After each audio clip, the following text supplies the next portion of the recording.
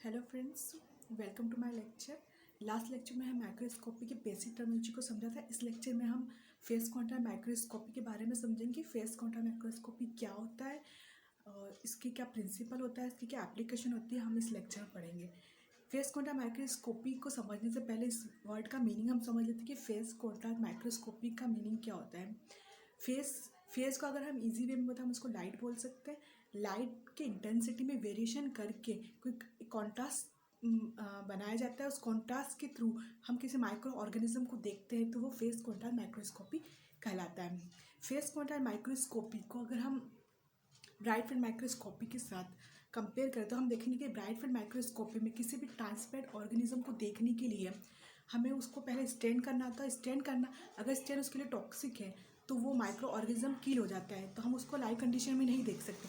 अगर इसलिए हम फेस क्वांटम माइक्रोस्कोपी का यूज़ करते हैं, क्योंकि फेस क्वांटम माइक्रोस्कोपी में स्टेन की जरूरत नहीं होती। किसी भी ट्रांसफर माइक्रो ऑर्गेनिज्म को देखने के लिए हमें उसको स्टेन नहीं करना होता है। लाइट की इंटेंसिटी में वेरिएशन करके हम कॉन्ट्रास्ट इमेज उसकी हम देख सकते हैं। तो हम कह सकते हैं कि जो फेस क्वांटम माइक्रोस्कोपी है उसमें हम लाइव सेल्स की स्टडी कर सकते हैं। इस तरह हम इसके एप्लीकेशन को अगर देखें तो हम देखते हैं कि to produce high contrast image of transparent specimen, high contrast image से ट्रांसपेरेंट स्पेसिमेन को देख सकते हैं, जैसे कि लिविंग सेल को हम देख सकते हैं, माइक्रो ऑर्गेनिज्म को हम देख सकते हैं, थीन टिश्यू स्लाइसेस को हम देख सकते हैं, और सब सेलुलर पार्टिकल्स जैसे न्यूक्लियाई और अदर ऑर्गेनल्स को भी हम इसके थ्रू देख सकते हैं। The dynamic motility of mitochondria, mitotic chromosome and vacuole and how they proliferate through the cell division में, कि ये माइटोटिक क्रोमोसोम किस तरह से सेल के अंदर डिवीजन करते हैं, उसकी भी स्टडी हम इसके थ्रू फेस क्वांटम माइक्रोस्कोपी के थ्रू हम कर सकते हैं। तो हम कह सकते हैं कि फेस क्वांटम माइक्रोस्कोपी में किसी भी ऑर्गेनिज्म को हम देखते हैं, किसी भी लाइव ऑर्गेनिज्म को हम देख सकते हैं, क्योंकि इसमें स्टेन की जरूरत नहीं होती। बिना स्टेन के हम उसको लाइव कंडीशन में देख सकते हैं। अगर हम इसके रे डायग्राम की बात करें तो हम देखेंगे कि इसका जो रे डायग्राम होता है फेस क्वांटम माइक्रोस्कोपी का, वो कुछ इस तरह से होता है।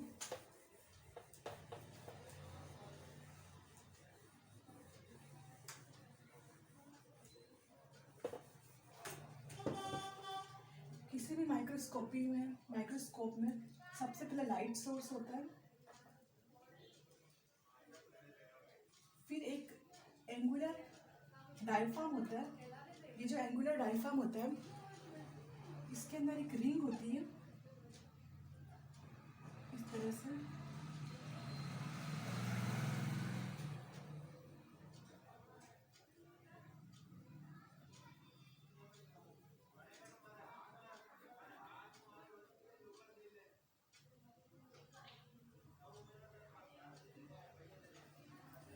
लाइट सोर्स से लाइट पास होती है जो कि एंगुलर डायफ्राम पे आती है। इसके अंदर जो रिंग दिखाई दे रही है इससे लाइट इस रिंग से होते हुए निकलती है और ये कंडेंसर लेंस इस पर फॉल होती है। कंडेंसर लेंस का काम क्या होता है? किसी भी लाइट को कंडेंस करने का काम कंडेंसर लेंस करता है। मान लीजिए यहाँ पे हमारा स्पेसिमेन है, स्पेसिमेन से होते हुए लाइट ऑब्जेक्टिव लेंस पे फॉल होती है। ये हमारा ऑब्जेक्टिव लेंस है और यहाँ पे हमारी एक फेस प्लेट है।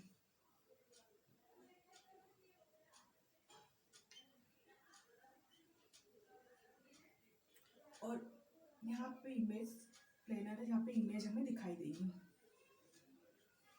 देखिए, लाइट सोर्स से किसी भी माइक्रोस्कोपी में सबसे पहले लाइट सोर्स होता है। लाइट सोर्स से लाइट जो होती है वो एंगुलर डायफ्राम से होते हुए, ये जो बीच में आपको दिख रहा है रिंग बनी हुई, इस रिंग से होता है वही है कंडेंसर लेंस से फॉल होती है। कंडेंसर लेंस से ये लाइट स्पेसिमेन पे फॉल होती है।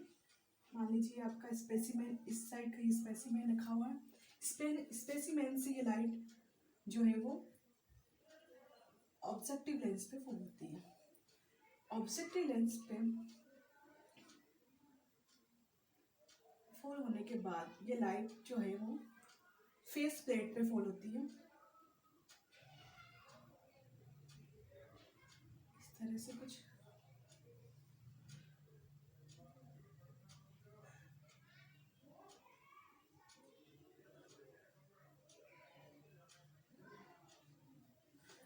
तो ये हमारा लाइट सोर्स है, ये हमारा एंगुलर डायफ्राम है,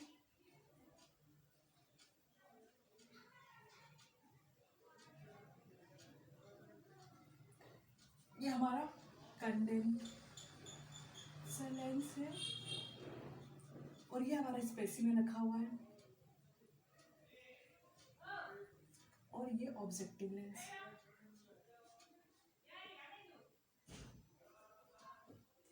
और ये हमारी फेस प्लेट है।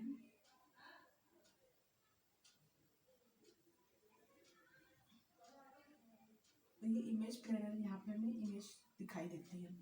अब देखिए इस लेंस, इसके अंदर आपने देखा है कि यहाँ से लाइट जो है वो एंगुलर डायफ्राम पे फॉल हो रही है, फिर ये कंडेंसर लेंस पे फॉल होने के बाद ये स्पेसिमेन पे फॉल हो रही है। पर यहाँ पे स्पेसिमेन से हम देखते हैं कि यहाँ पे दो रे निकल रही है, एक जो रे वो अनरिटायर्ड रे है,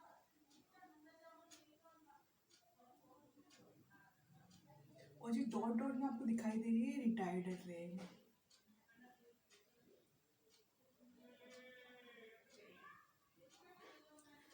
अनरिटायर्ड और रिटायर्ड रे जो होती है वो फिर फेस प्लेट पे फॉल होती है, और फेस प्लेट से ये इमेज प्लेनर पे दिखाई देती है। अनरिटायर्ड रिटायर्ड रे जो होती है वो जब कोई भी लाइट जो होती है अगर स्पेसिमेन पे फॉल होती है, तो हम देखते हैं कि अगर किसी भी सेल के अंदर, मान लीजिए ये सेल है,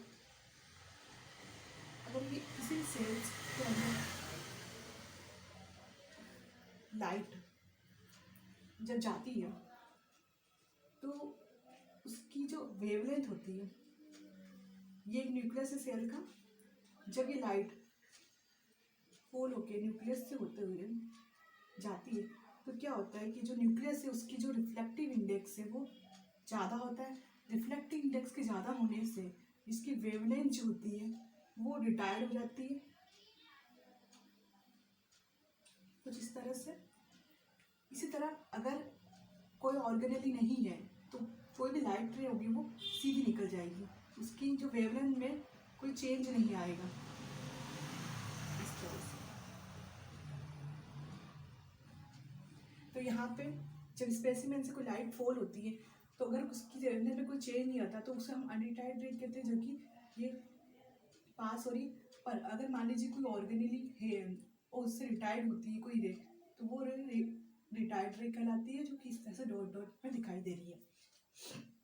जब भी कोई लाइट जो होती है वो जब रिटायर्ड होती है तो ऑब्जेक्टिव लेंस से फिर फेस प्लेट पे आती है। जो फेस प्लेट होती है, हम किसी भी लाइट को हम लाइट की वेवलेंथ के चेंज को हम नहीं देख सकते, पर लाइट की इंटेंसिटी को हम देख सकते हैं। तो जब भी कोई लाइट यहाँ से दोनों रे जो होती है रिटायर्ड और अनरिटायर्ड रे फेस प्लेट पे आती है, तो फेस प्लेट क्या करती है, फेस प्लेट इनकी वेवलेंथ में चेंज कर देती है। कैसे? देखिए, अगर किसी वेवलेंथ की हम बात करें तो इस तरह से वेवलेंथ होती है, ये इसका पिक जो होता है वो वेवलेंथ कहलाता है, दोनों का पिक। अब इसका ये जो आधा होता है उसे 1/2 कहते हैं, उसका भी आधा अगर हम बोले तो उसे 1/4 कहते हैं। तो ये फेस प्लेट क्या करती है, जो अनरिटायर्ड रे है उसे तो 1/4 से वो बढ़ा देती है। अनरिटायर्ड रे को ये 1/4 से लेमड़ा 1/4 से बढ़ा देती है, और रिटायर्ड रे को ये अनरिटायर्ड रे को ये 1/4 से बढ़ाती है, और रिटायर्ड रे को ये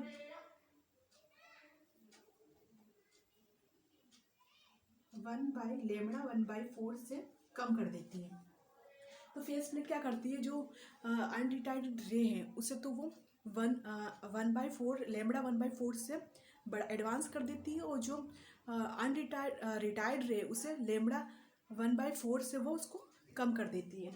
उससे क्या होता है, जब भी वेवलेंथ इस तरह से इसकी वेवलेंथ में चेंज होता है तो इस चेंज को हम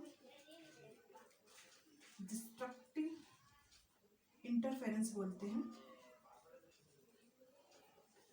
डिस्ट्रक्टिव इंटरफेरेंस से लाइट की जो इंटेंसिटी होती है लो हो जाती है, लो होने से हमें इस इमेज प्लेनर पर इमेज जो है वो दिखाई देती है। एक बार हम फिर से इसको समझ लेते हैं। देखिए ये लाइट सोर्स है, यहाँ से लाइट पास होती है। लाइट जो है एंगुलर डायफॉर्म पे फॉल होती है। एंगुलर डायफॉर्म में जो रिंग दिखाई दे रही है उस रिंग से होती है। लाइट जो है वो कंडेंसर लेंस पे फॉल होती है। कंडेंसर लेंस का काम ही होता है कि उस लाइट को कंडेंस करता है, तो कंडेंसर लेंस लाइट को कंडेंस कर लेता है। फिर ये लाइट स्पेसिमेन पे फॉल होती है। स्पेसिमेन पे फॉल होने के बाद यहाँ से दो रे निकलती है लाइट की, एक होती है अनरिटार्डेड रे और दूसरी होती है रिटार्डेड रे। जो रिटार्डेड रे होती है, अनरिटार्डेड रे होती है, वो तो डायरेक्ट ऑब्जेक्टिव लेंस से जाती है। रिटायर्ड रे जो होती है वो भी ऑब्जेक्टिव लेंस से फॉल होने के बाद फेस प्लेट पे फॉल होती है। रिटायर्ड और अनरिटायर्ड रे में जो डिफरेंस है वो यही कि जो रिटायर्ड रे है वो, मान लीजिए कि ये एक सेल है, सेल्स के अंदर एक न्यूक्लियस है। जो भी रे अगर न्यूक्लियस से होते हुए निकलती है तो उसका जो रिफ्लेक्टिव इंडेक्स होता है, उसकी डेंसिटी जो होती है, रिफ्लेक्टिव इंडेक्स जो इसकी जो डेंसिटी होती है, उससे ये जो रे है वो उसके वेवलेंथ में चेंज आता है। वेवलेंथ में चेंज आने की वजह से ये रिटायर्ड हो जाती है। रिटायर्ड होने के बाद ये फेस प्लेट पे फॉल होती है। तो फेस प्लेट क्या करता है, जो अनरिटायर्ड रे है उसे तो लेमड़ा बाई 4 से एडवांस कर देता है, और जो रिटायर्ड रे है उसे वो लेमड़ा बाई 4 से उसको वो कम कर देता है। तो इस तरह से फिर जो एक इमेज बनती है प्लेनर पे, वो लो इंटेंसिटी की एक इमेज बनती है। तो जब लेमड़ा बाई 4 से जब अनरिटायर्ड रे को हम लेमड़ा बाई 4 से एडवांस करते हैं और रिटायर्ड रे को जो हम लेमड़ा बाई 4 से कम करते हैं, तो इस तरह से जो वैली बनती है उसकी, तो उसे हम डिस्ट्रक्टिव इंटरफेरेंस कहते हैं। डिस्ट्रक्टिव इंटरफेरेंस जो होता है वो इस तरह से होता है।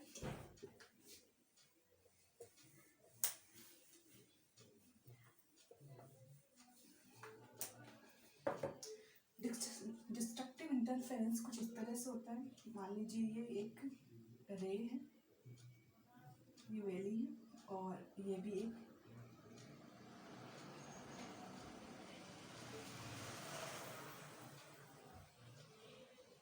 तो डिस्ट्रक्टिव इंटरफेरेंस के अंदर अगर हम देखें, अगर इनके वेवलेंथ में हम चेंज करें तो ये इस तरह से शो होता है। इससे लो इंटेंसिटी की लाइट प्रोड्यूस होती है।